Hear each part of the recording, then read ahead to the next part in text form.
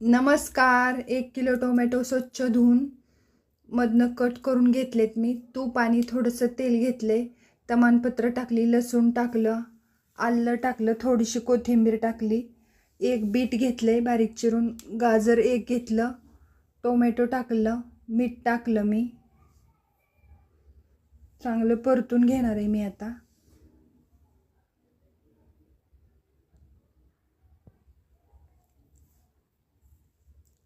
पाणी ओतलं अर्धा ग्लास. कुकरला 3 शिट्ट्या करून घेतल्या मी. मस्तपैकी शिजलंय. तमालपत्र काढून घेतले मी आता त्यातलं. मिक्सरच्या भांड्यात फिरवून घेतलं, खाली चाळणीनं गाळून घेतलं मी पुरणाच्या. गॅसवर ठेवते मी आता कढई. काळी मिरीपूड, थोडीशी लाल पावडर, मीठ, साखर पण टाकली मी 4 चमचे. कॉर्नफ्लॉवर घेतले, पाणी ओतलं, चांगलं मिक्स करून घ्यायचं. कॉर्नफ्लॉवर